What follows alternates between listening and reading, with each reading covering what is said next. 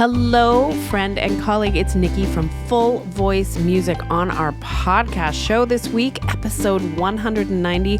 I am talking about celebrating our students and diving into student retention. Wrapping up 2023 and looking forward to 2024 right here on the Full Voice Podcast. Hello. Thank you and welcome, my friend and colleague. I am so grateful that you have pressed play and that you are joining me. And my friends, if you are listening to this podcast at time of release, it's the end of 2023. In fact, if you're listening to this very close to time of release, it's the middle of December, and most of us are wrapping up our teaching seasons. Many of you have endured or celebrated, I hope it was the latter, your recitals, winter recitals, holiday recitals, and I hope you're heading into a beautiful, whatever you need it to be, holiday season.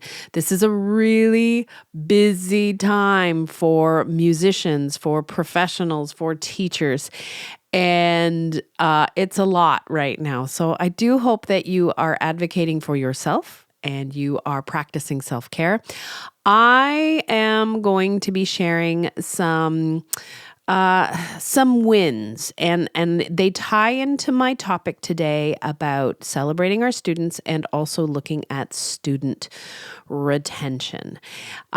Two big things that go hand in hand, really. And I just want to share some personal stories that I think tie into this. I had the pleasure of going back to Ontario. So I hopped on a Porter plane. Yay, Porter. Fabulous airline. And I went back to Toronto. Now, I had a lot of full voice business to do. We stopped in at Graphic Print, who is our printer in Toronto, and Katrina and her family, Katrina, Jeff, and Curtis, have been taking care of our books and printing our books since day one. It was Katrina's dad who took the time when I first started going to printers and showing them the project and trying to get pricing. A lot of people wouldn't give me the time of day because we were such a small company. Well, we weren't even a company back then. I was just a lone teacher trying to print up some books. And it was really frustrating. Nobody would give me the time of day. But then I walked into Graphic Print, which was just around the corner from my home, tiny little print shop. And Katrina's dad took the time to look and was genuinely interested in my book and had some suggestions about how it could be printed and how we could save money. He took probably close to 45 minutes with me, which was much more than the 2-minute conversation that I had on the phone with some people or the 5-minute conversation I had with other printers when I walked into their shops. And this story ties into what we're talking about today, about celebrating our students, about student retention. But Katrina and Jeff have been taking care of Full Voice ever since. Katrina is a dear friend, and she loves printing up all the fun stuff that we do, like the stickers. And yes, if you saw our Instagram feed, we do have pretty itty bitty kitty unicorn shirts and Space Cat shirts coming up for sale because they're just so darn cute. And we've had a lot of requests for those. But anyhow, I got to go in and visit Katrina and Jeff, and we were looking at some of the logistics of the printing and the orders coming in from the website. And then I got to connect with a dear friend of mine, Julie, and her husband and her family. Julie and I performed together for years. And actually, I sang with Julie when she was touring her albums. And I had the pleasure of singing with her at the Montreal Jazz Festival and all sorts of main stage performances. It was truly one of the most incredible times I had as a performer. And I love background vocals.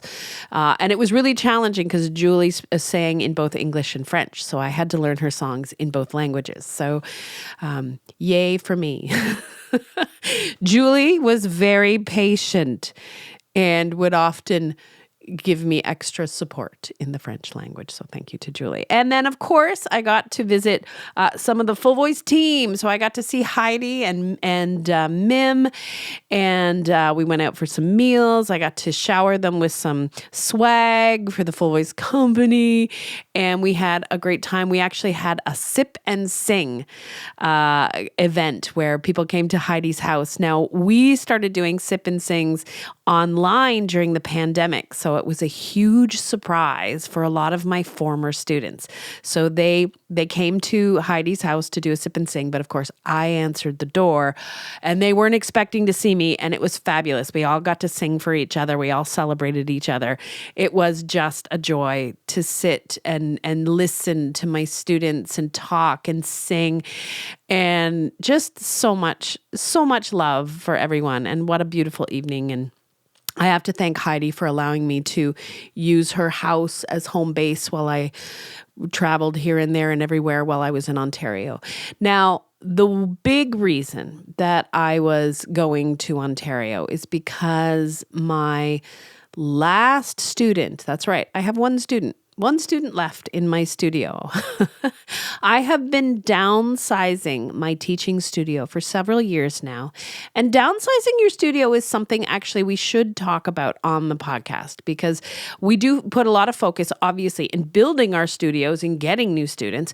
But there comes a time where your circumstances change or your career path changes, and you might have built this amazing studio and now you got to roll back. And there's good ways of doing that, and there's not so good ways of doing that. So, but I have one delightful student left, and I love her. So I just want to share. I went to see two former students perform in one in a high school musical. So I got to see Mina sing in Mean Girls at Westdale High School in Hamilton. And I got to see my adult student, Paul, perform in a community production of The Sound of Music. And Paul was Uncle Max, and he was perfect. And I am so proud. There was a lot of crying when I was in Ontario. I was so proud of these students of mine, they're friends now, and the accomplishments that they've made. And I want to just tie this all into what we're talking about today. So first of all, I want to share a little bit of Paul's story. Paul, like a lot of adults, he came to me in his early 40s, and he had a love of singing his entire life, but he had never really stepped out of his comfort zone. And he was now singing in a community choir, and there was an opportunity to sing the solo in one of the tunes for Jabba Jive. You know that tune? I love coffee, I love tea, that song. And he came to me for a couple of lessons to just get his confidence, to prepare for the solo.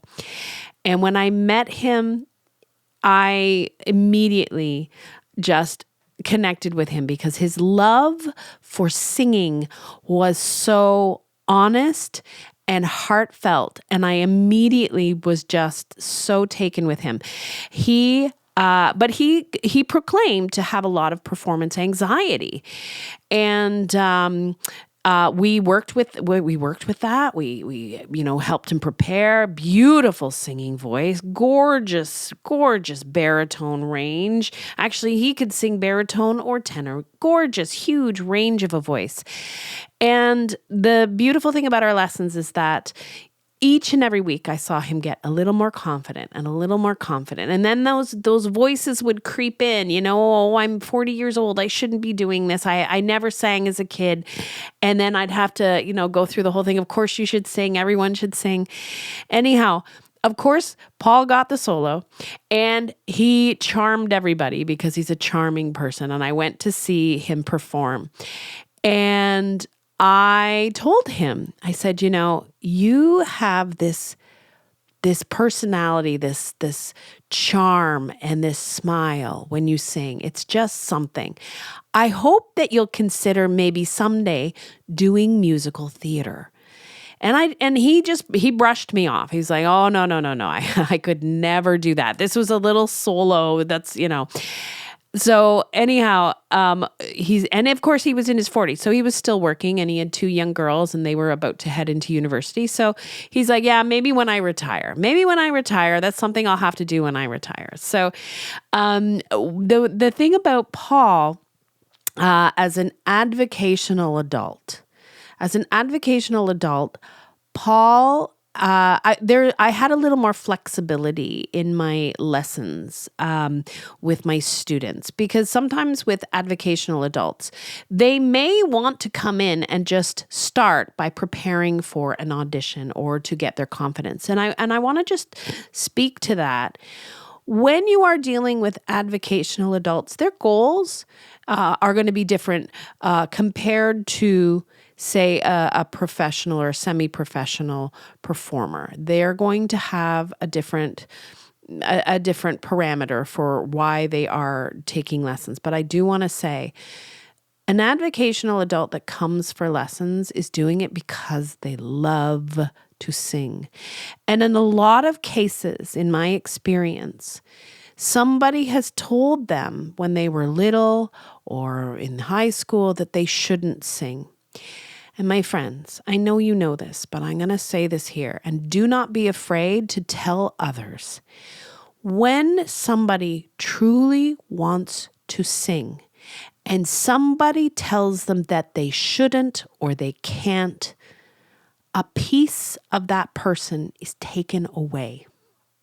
A piece of them is removed. I have seen this time and time again. And maybe somebody did the same thing to you. And I know if you've been teaching for any length of time, you've heard the stories.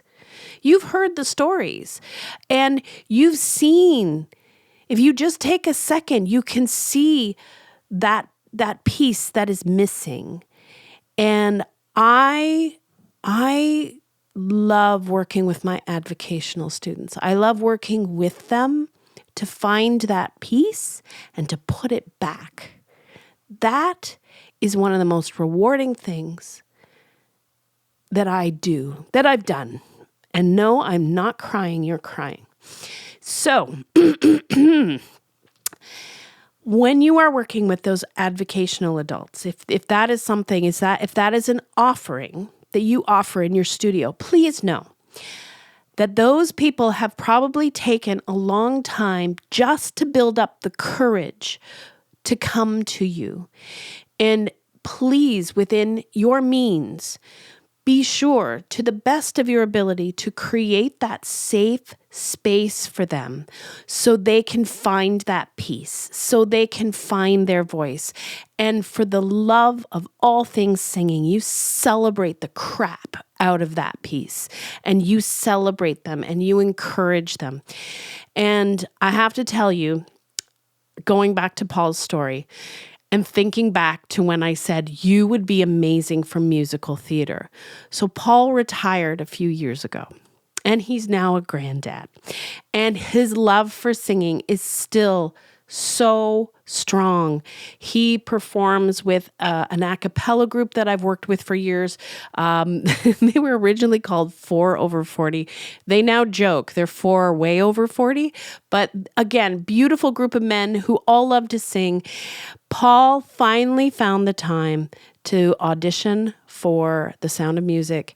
And of course, they were thrilled to have him in the cast. He was amazing. And I didn't tell him I was coming to this show. So I just waited with his loving family. His whole family was there. His wife, his girls, their husbands. And it was a whole family affair to celebrate him and his performance. And I was there. And man, he was so surprised to see me. There might have been tears. So with that, being able to see somebody who came to me. So if I look at the timeline, it's been almost 20 years that Paul has been a student of mine. Now, there were years where he was studying with me weekly when he was preparing for auditions or just, he felt that his voice wasn't where it needed to be. There were times where he only came in for one-off coaching, a couple weeks of coaching. And of course, there's been some specific coachings with him on the 4/40 gentleman, or preparing him for auditions. So that flexibility in offering different types of packages is one of the reasons why he was able to be a student of mine for so long, knowing that I was always available. I mean, within reason, if he needed just one-off coaching here and there. And of course, there were many times where I would, go and see him perform. And there were many times actually where I invited 4/40 to perform with me. So again, a kind of a collaboration of performing opportunities and coaching opportunities. So that's my story with Paul. And for those of you that are working with those advocational adults, those adults that don't necessarily have a career track, but it's something that they truly love and it is a big part of their lives.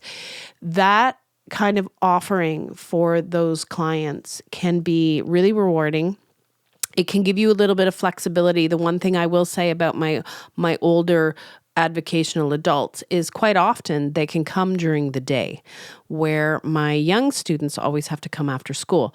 So if you are looking for a way to fill in earlier times during the day, that is an opportunity for a lot of teachers. In fact, I usually started my teaching day around 1:00, and the first few hours were all my adult students that were either semi-retired or retired, or, my adults that were self-employed and could set their own hours. Those during the day time spots were perfect for them. And just a teaching marketing tip, I connected with a lot of adults in that situation because I was supporting my students through the community choir. And I got to know a lot of people in that community choir. So, of course, people would obviously refer me for vocal coaching or audition prep and all of that stuff. So connecting with a community choir, an older community choir, can be a really beautiful thing for a studio opportunity. And again, creating those safe spaces to celebrate voices and to help them find their voice and to find that piece that might be missing is beautiful, beautiful work. So now, my other student that I got to see, and this was also bittersweet. So I got to see Mina in the high school production of Mean Girls. Now, Westdale High School in Hamilton has a great theater program. It's all student-led. Everything from the tech, the set, the makeup, everything is student-led. It's all part of their theater production. And Westdale High School has I'm laughing because you'll have to excuse me. I know this is a podcast, but I'm looking out of the window and my husband and son are removing pieces of a tree that we had to cut down. And my husband just made rude gestures to me. So there we go. Thanks, Sean. Don't try to steal him, ladies. He's all mine. Anyhow, back to my story about Mina. Westdale High School has an amazing theater production program. And Cassie, is it Levy? Cassie Levy. She was she's a Broadway performer. Is from Westdale High School. She was in the first Frozen, I think. I could be wrong. I hope I'm saying her name right. Anyhow. So I got to see Mina, and I have gone to the Westdale High School productions for years. I've seen so many of my students perform at their shows. I saw my student Max in The Addams Family and my student Kirsten in Mamma Mia. They do such a great job. So I had never actually seen Mean Girls. I was really excited to see it. Now, Mina wasn't necessarily such a long-term student, but she was one of those magic dedicated students. You know the ones I'm talking about, the ones that their lessons feel like they only last 30 seconds because it's such a wonderful experience and they're so receptive and they come prepared. She was a magic student. And I started with Mina in my in-person studio, obviously before I got about a year with Mina before the pandemic. Then she moved online and did beautiful work online. And we did continue for a year when I moved to Nova Scotia, but I recognized that Mina was destined for the stage. And I knew, even though she was my magic student, that I had to find her another teacher. She needed to be in person and she needed to be with a teacher who could really hone her acting skills and who was connected and involved in the music theater community where Mina lived. And this was really difficult. And friends, I know we worry about, losing students, but sometimes we have to let them go. I knew that I could serve Mina to a certain point, but if she wanted to perform and audition and get really into the scene locally in the Hamilton, the Toronto GT area, she needed to be with somebody that could offer her those things. So fortunately, one of my best friends, Anne Barnshaw, shouting out to Anne, not only is an incredible vocal coach, she's an unbelievable piano player. She's music director for a lot of local community theater, and she teaches at Sheridan College, which is the music theater school in Oakville. She would be the perfect person for Mina. And friends, it was hard. Even though I was referring Mina to my dearest friend, I still felt that ache of saying goodbye to such a delightful student. But I knew it was in her best interest. And of course, I still spy and I ask Anne how she's doing. So when I was in Ontario I asked Anne, when's Mina coming in for a lesson? And she said, she comes in on Wednesday. And I'm like, do you think I could sneak in? And so I snuck into her last 10 minutes.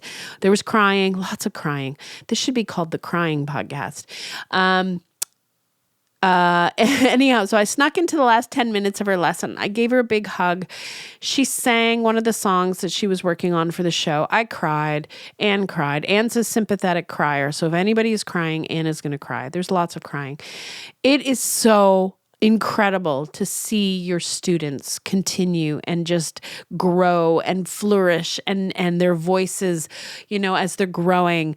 Mina was 13 when she started with me. So she was going through voice change and there was, all of that stuff. And to hear her sing, it was just so beautiful. And of course, I was able to get tickets to see the opening night of Mean Girls and to see her perform. And I know I'm biased, but her performance was just amazing. She didn't play Regina. She played the friend. Oh my gosh, I can't remember the name. The friend of Regina. The one, what is it? I forget. I'll have to look it up. Anyhow, she was incredible. And it was a great show. Kudos to all the kids that just put their heart and soul into those productions.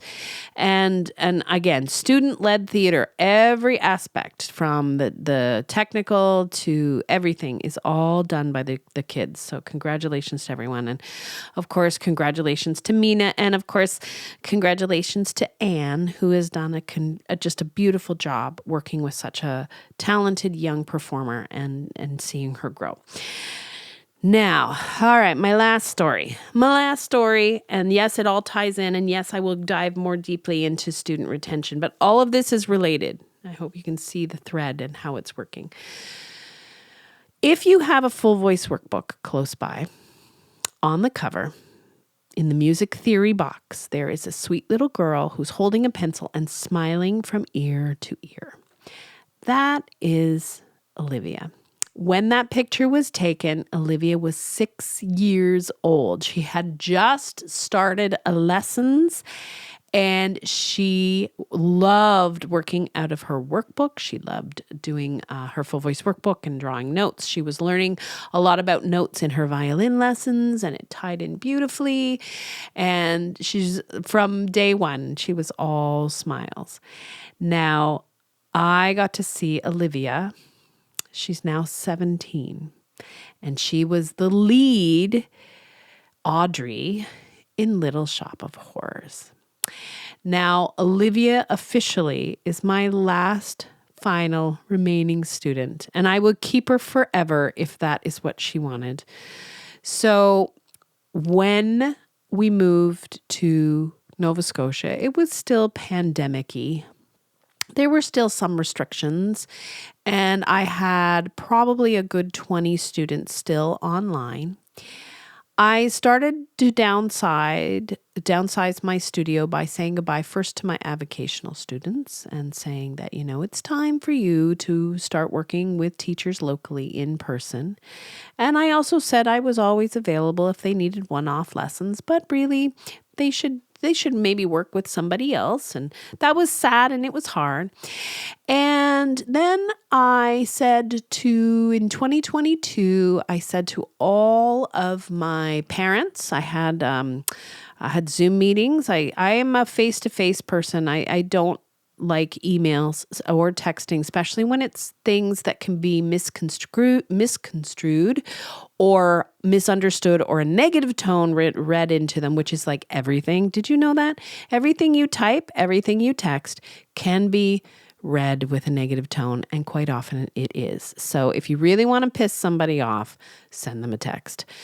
Anyhow, I made arrangements to talk to all my families, and I said, I love working with your students. I am happy to continue online, but we've gotten to a place now where it is safe and okay to go back to singing in person.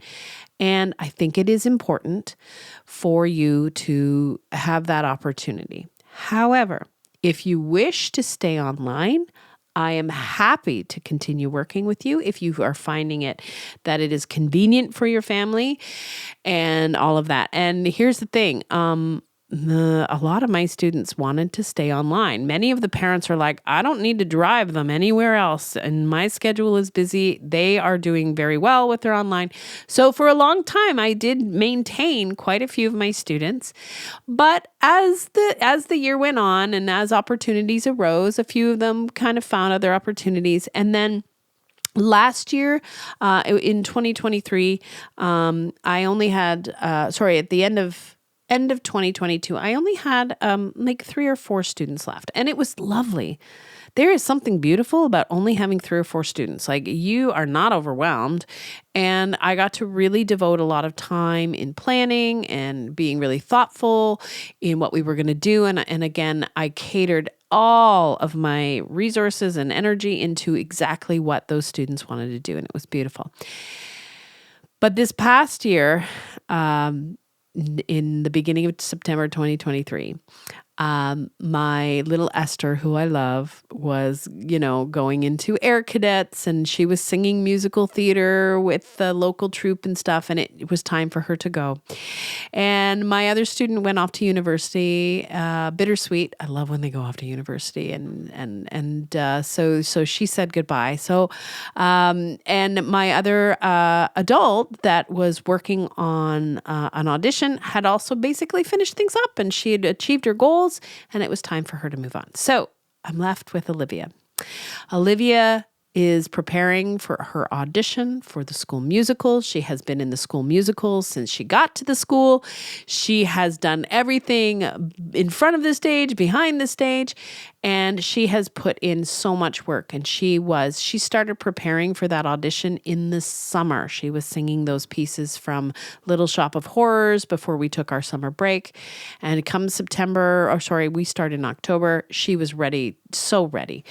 So Olivia is officially my last student, and I could not miss this performance. So I emailed her parents and I said, I am going to make a trip to Ontario. I've got lots of things to do, but the big reason I want to come out is to see Olivia perform. And my friends, again, this should be the crying podcast, to see a poised, energetic, musical, exciting performance from a young woman.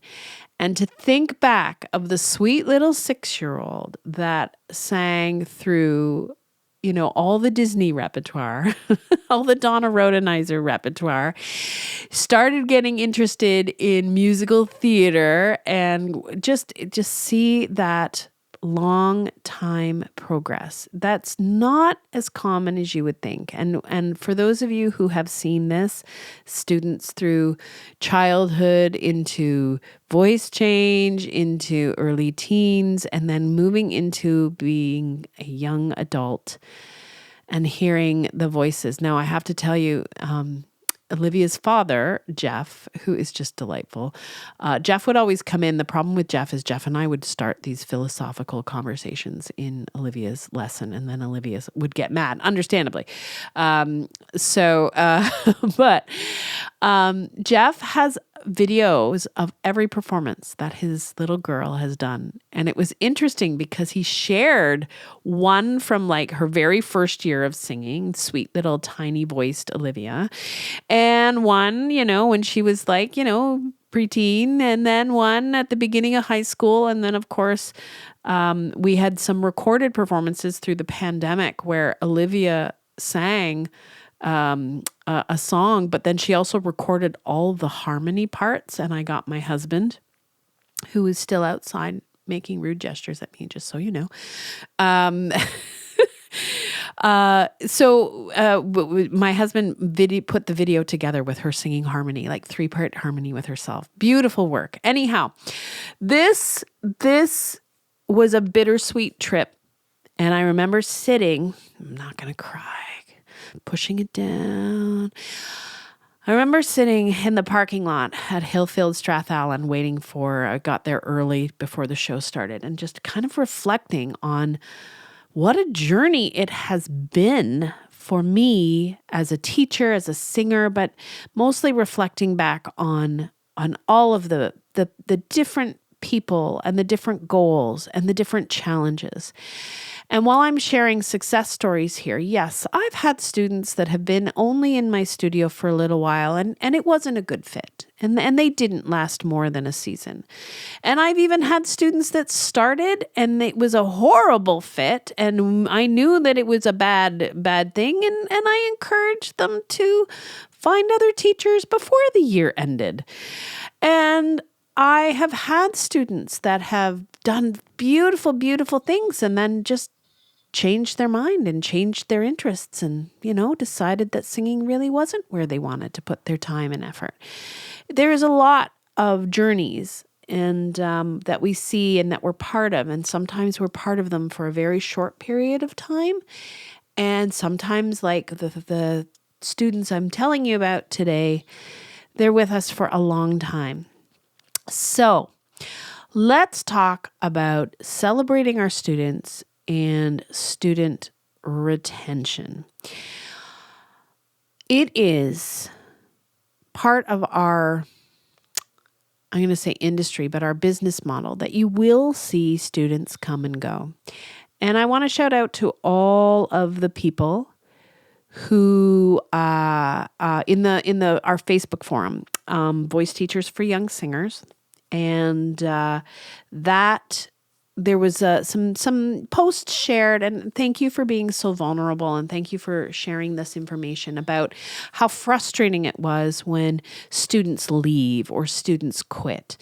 And this is a really good time of year to kind of reflect on this, because coming up in a new year, things change, schedules change, new sports start, new opportunities start, musical theater productions start for some school boards, and we start to see that fluctuation of students that are not able to participate in our studios. And yes, you do have the families that, need to discontinue or want to discontinue.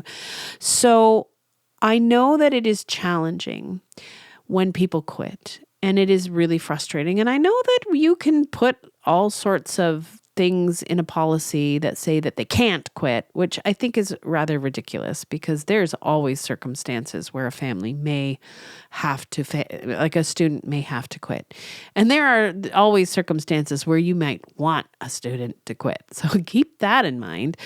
And we're always working, and we've done many podcasts on finding your ideal client. You might think they are an ideal client, and maybe they come to you at the beginning as an ideal client. And then it turns out that either their interests change, or maybe we didn't vet them well enough, or maybe they just didn't come clean on what they actually wanted, and they're not a good fit. So the flexibility within our studios to allow people to come and go, and the different types of offerings that we can offer. So for example, my advocational adults, because they were either at the very beginning of the day or very late in the day, I had more flexibility for them.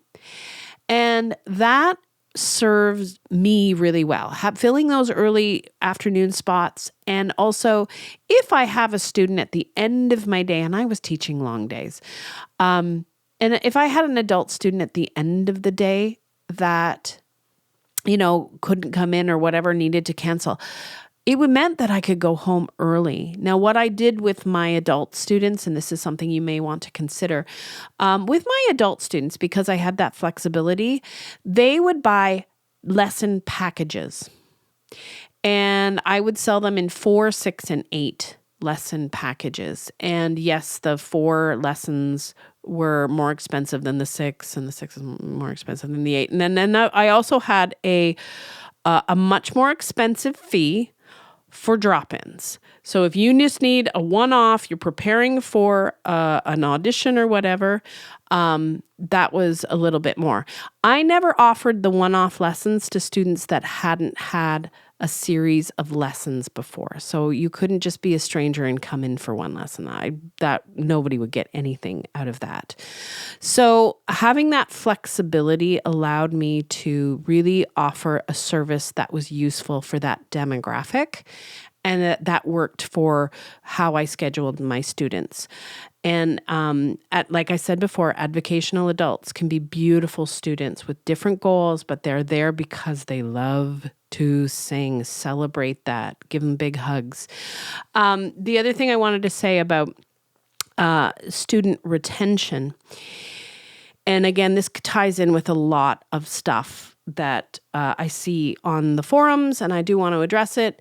So your biggest asset as a business owner is communication. Your biggest asset.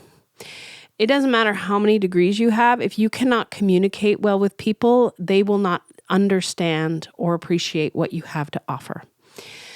Be sure to always be working on improving your communication. Even if you think you are a good communicator, you can be a better communicator. And that probably is going to be your best skill and your best defense against students dropping out. So communicating what you have to offer and finding the right students is the first part. But when you have students in your studio, how do you celebrate them? How do you communicate how well they are doing? How do you make them feel like they are in the right place? That is all part of our communicating and celebrating. Now, it can be challenging if you are running a big studio. Again, I know this is not a popular opinion, but having parents in the studio is so crucial. Letting them ask you questions face to face will always be far better and far more effective and 100 million times more appreciated. Yes, 100 million. I've done the stats. 100 million times more appreciated for parents. One of the struggles that parents often have is that the only feedback we get from teachers, from coaches, from whatever, is when something's going wrong. And my husband and I went to the parent-teacher conferences for my son's school. Noah's in grade 8. And I can't tell you how lovely it was to just sit for 5 minutes and talk to his teacher. I learned a lot about my son. I learned a lot about friends I knew nothing about. If anybody has a preteen boy, you know that getting information out of them is like they should be spies because they don't talk to anybody. Anyhow, that talking to Noah's teachers was so lovely. And asking questions, does he participate in class? Well, yeah, he does. He participates quite well. I didn't know that. That's great to know. And getting that kind of feedback is so important. So how can you celebrate those young students, especially the beginners? That's the other challenge. Beginners aren't going to be your show-stopping performers at the recitals. How do you let parents know that their progress is supposed to be slow? And this is a shout out to Dr. Shannon Coates. I love this. Progress in learning is not A to B. It's A to dinosaur, to Jupiter, to the color yellow, to a fuzzy red sweater. Maybe you get to B, and then you circle through all of that back to A because you got to review that, and you start the journey all over again. That is learning. It's not, parents won't see the small details or see the improvement that we see, whether it's the confidence. How big of a deal is it when a student just starts to open their damn mouth? Honestly, that's like ice cream celebration time as far as I'm concerned. Those are big steps. Those are huge steps. So how can we celebrate our students? How can we communicate that? I can't tell you how important and what a big deal it is to parents to see and to hear those good things, those good news things. One of my teenage boys, Max, that I used to work with, Max was really into musical theater. I just said, Max had performed, he was working on a tune for his show and he just nailed it. And I said, Max, can I please videotape this? Can we send it to your mom? I said, it was right before Mother's Day. I said, do you want to give your mom the best gift ever? Because please let me, I said, I'll delete it. Nobody sees it except your mom. And he reluctantly agreed. I had an ecstatic crying mom. See, it's the crying podcast. Call me, thanking me. She's like, I was having a horrible day. You sent me that video. I just thank you for celebrating my kid. He never sings around me. I never knew he was working on that song. I'm so glad he's working with you. Thank you for what you do. Those are the moments you're looking for, friends. It's that little extra effort. Can you celebrate those students? Can you show the parents? Can you remind parents that it takes forever? Learning to sing is a lifetime journey. I'm still learning to sing. You're still learning to sing. I'm still discovering my voice. It's different. All right? It's a different voice than I had 10, 20 years ago. I'm still celebrating that. So can you reach out in the next little week? If you're listening to this podcast at time of release, right before Christmas, you want to give some parents a really sweet Christmas gift. Let them see a performance. Send them a message. My husband's walking by the window. Nope. Don't do. Oh, yeah. It's a good thing, friends. This is not a video podcast, just so you know. Anyhow, I told you it's the podcast for crying. Anyhow, my friends, I do want to tell you about all of the amazing stuff that's coming up for Full Voice. And I am so excited. Do you have your new journal? Do you have your new calendar? Do you have like your planner? I have the best planner. I've used them for years. It's the Daily Greatness Planners. That's what I use for my business. I have my Daily Greatness Planner for 2024. It's so spanking new and it's beautiful. And it's undated, so I did carefully go and write in all the months. And I put a sushi song sticker on the front of it because, it's cute. And I am so ready. I've got so many great plans. So if you're planning a 2024 of really exciting things, Full Voice Music wants to help you have the best year ever. So let's start off with some of the teacher training.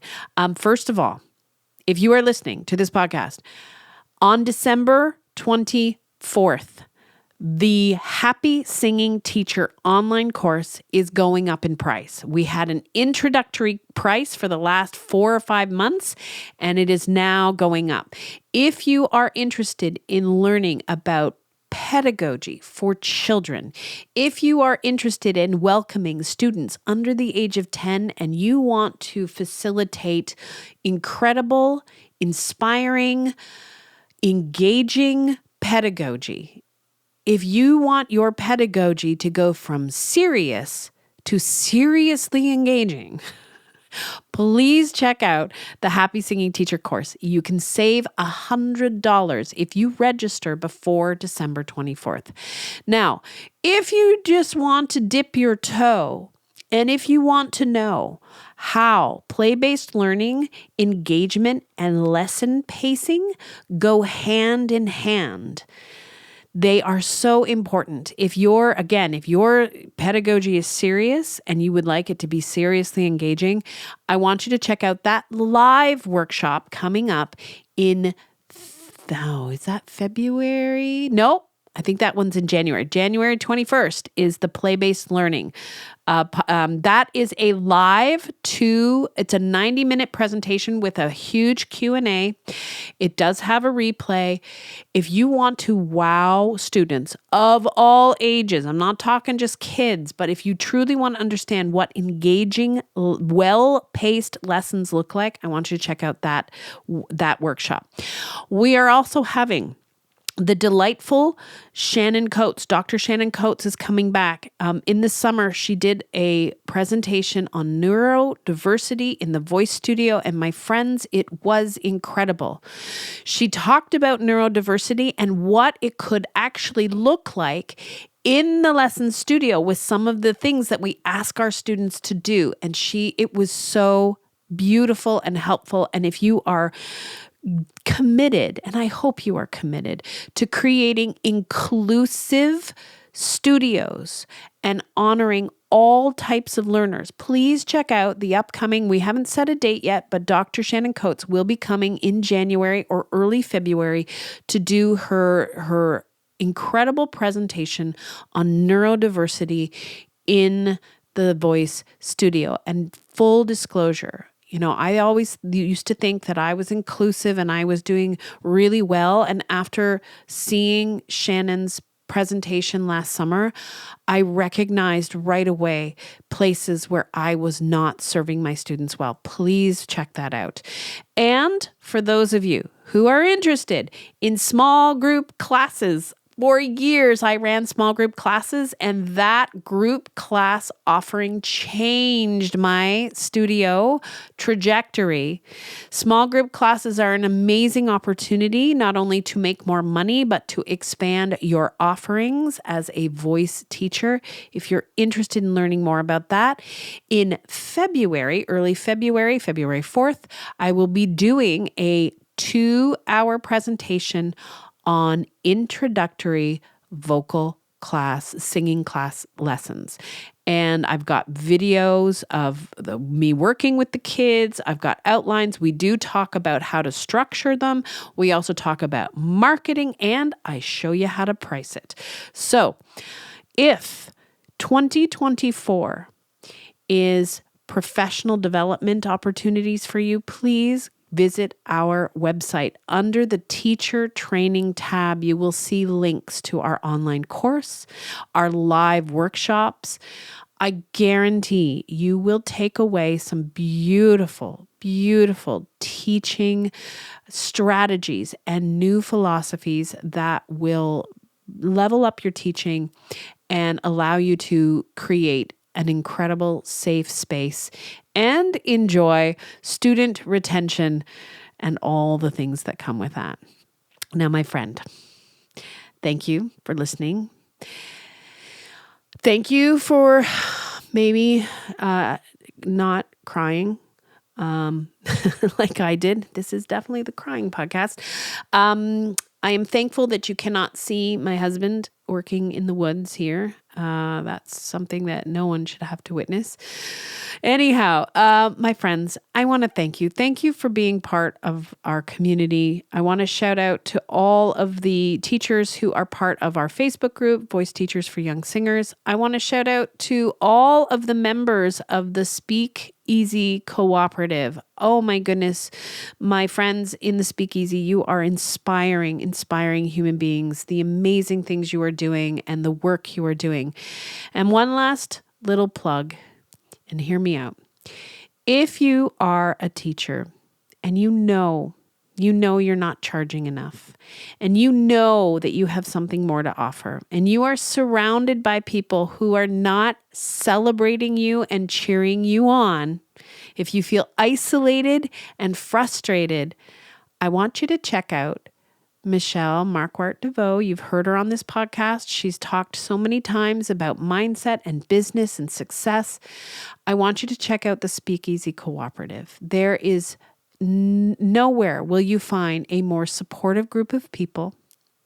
Nowhere will you be challenged to level up on so many parts of running your business and just being a good human in general.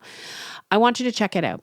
I would be not where I am today if it wasn't for Michelle's guidance and for the support and love and cheering and kudos from everybody in that group. So, my friends, Speakeasy Cooperative, I'm going to put links to everything in the show notes. And as the year closes out, I hope that the holidays are everything that you need them to be. I hope that you get a really delightful 2024 business planner and you start planning out how you are going to level up, how you are going to change people's lives, how you are going to celebrate your students and, well, build the best business you possibly can. As always, my friend, I am wishing you inspired teaching. Happy New Year and happy singing.